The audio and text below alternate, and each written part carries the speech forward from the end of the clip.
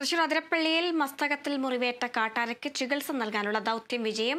ആനയെ കോടനാട് അഭയാരണ്യത്തിലെ കൂട്ടിൽ കയറ്റി. മസ്തകത്തിൽ പരിക്കേറ്റ ആനയെ രാവിലെ 7:15 വെറ്റിനറി സർജൻ ഡോക്ടർ അരുൺ സഖറയുടെ നേതൃത്വത്തിലുള്ള വനം വകുപ്പ് ദൗത്യം സംഘം വെറ്റിലപ്പാറയിൽ വെച്ച് ആനയെ മയക്കുവെടി വെച്ചത്. തുടർന്ന് പ്രാഥമിക ചികിത്സ നൽകിയ ശേഷം കുങ്കിയാനകളുടെ സഹായത്തോടെയാണ് ആനയെ എലിഫന്റ് ആംബുലൻസിൽ കയറ്റി കോടനാട്ടേക്ക് കൊണ്ടുപോയത്. വിവരങ്ങളുമായി ആന്റണി ജിസ്റ്റോർ ചേരുന്നുണ്ട്. ആന്റണി, രാവിലെ തൊട്ട് നമ്മൾ കാണുകയാണ് ഈ ആനയെ പിടികൂടുകയും അല്ലെങ്കിൽ ആ ദൗത്യം ആ രീതിയിൽ തുടർന്നു പോകുന്നത് വളരെ കൗതുകത്തോടെയാണ് കണ്ടത്. ഒടുവിൽ ആ ദൗത്യം വിജയിച്ചിരിക്കുന്നു. ഇപ്പോൾ ആനയെ കോടനാട്ടേക്ക് മാറ്റിയിട്ടുണ്ട്. തുടർന്നുള്ള ചികിത്സകൾ എങ്ങനെയാണ്? വിവരങ്ങൾ.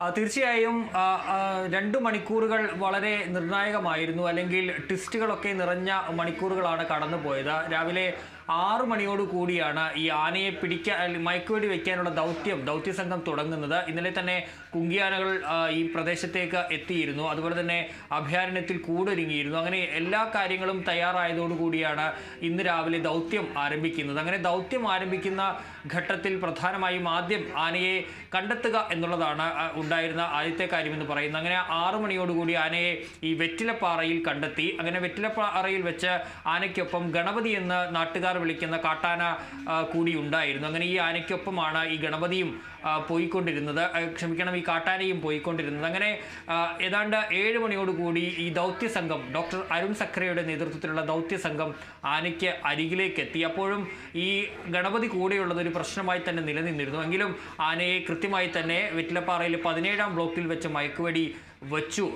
അങ്ങനെ ആനയ്ക്ക് മയക്കുവെടി ഏറ്റു. ഈ ഘട്ടത്തിൽ ഈ ഗണപതി ഈ കാട്ടാനയെ കുത്തി മറിച്ചിടുന്ന ഒരു സാഹചര്യം ഉണ്ടായി. അത് ഒരു ആശങ്കയ്ക്ക് ഇടയാക്കുകയും ചെയ്തു. ഏതായാലും ഗണപതിയെ പടക്കം പൊട്ടിച്ച് വനം വകുപ്പ് ഓടിച്ചു. അതിനുശേഷം വനം വകുപ്പ് സംഘം, ഈ ഡോക്ടർ അരുൺ സഖറയുടെ നേതൃത്വത്തിലുള്ള ദൗത്യ സംഘം, അതുപോലെ തന്നെ കുഞ്ചു, വിക്രം, കോന്നി സുരേന്ദ്രൻ തുടങ്ങിയ 3 ആനകൾ, കുങ്കി ആനകൾ കൂടി ഈ കാട്ടാനയുടെ അരികിലേക്ക് എത്തി. പക്ഷേ അപ്പോഴൊക്കെ ആശങ്കയായി നിന്നിരുന്നത്, സാധാരണഗതിയിൽ ഒരു മയക്കുവെടി കൊണ്ടാൽ ആന നിൽക്കുക എന്നുള്ളതാണ് സാധാരണ നിലയിൽ ഉണ്ടാവുക.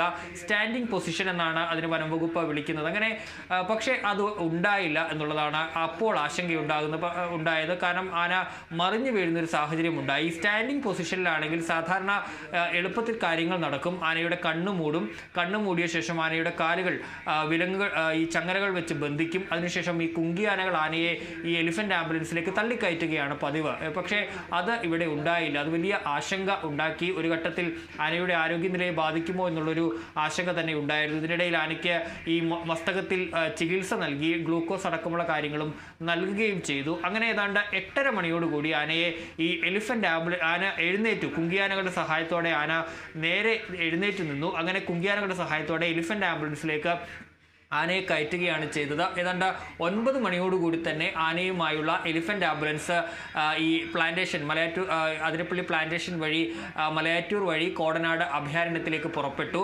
ഈ വാഹനത്തെ ഡോക്ടർ അരുൺ സഖറയുടെ നേതൃത്വത്തിലുള്ള സംഘവും അനുഗമിച്ചു. അങ്ങനെ ഏതാണ്ട് 10:30 തന്നെ ഈ വനം വകുപ്പിൻ്റെ വാഹനം, ഈ ആനയെ വഹിച്ചുകൊണ്ടുള്ള എലിഫന്റ് ആംബുലൻസ് കോടനാട് അഭയാരണ്യത്തിൽ എത്തിച്ചേർന്നു. അങ്ങനെ അല്പസമയം അവിടെ നിർത്തിയ ശേഷം ആനയെ ഈ കൂടിന് സമീപത്തേക്ക് എലിഫന്റ് ആംബുലൻസ് നീക്കി നിർത്തിയ ശേഷമാണ് കൂട്ടിലേക്ക് കയറ്റിയത്. ഏതായാലും ആനയെ കൂട്ടിൽ വിജയകരമായി കയറ്റാൻ സാധിച്ചിട്ടുണ്ട്. ഏതായാലും വനംവകുപ്പ് പറഞ്ഞത്, ആനയുടെ ആരോഗ്യനില നിലവിൽ പ്രശ്നങ്ങളില്ല, ആന അവശനല്ല എന്നുള്ളതാണ് DFO വ്യക്തമാക്കിയിട്ടുള്ളത്. പക്ഷേ 1.5 മാസത്തെ ചികിത്സ, അത് തുടർച്ചയായ ചികിത്സ ഉണ്ടെങ്കിൽ മാത്രമാണ് ഈ മുറിവിൽ ഒരു ഭേദം ഉണ്ടാവുകൂ എന്നുള്ളതാണ് ഡോക്ടർ അരുൺ സഖറിയെ പറഞ്ഞത്. 1 അടിയോളമാണ് ഈ മസ്തകത്തിൽ ആനയ്ക്ക് ഉള്ള മുറിവ് എന്നുള്ളതാണ് ഡോക്ടർമാർ പറയുന്നത്. അതുകൊണ്ട് തന്നെ 1.5 മാസം നീണ്ട ചികിത്സ വേണം. മാത്രമല്ല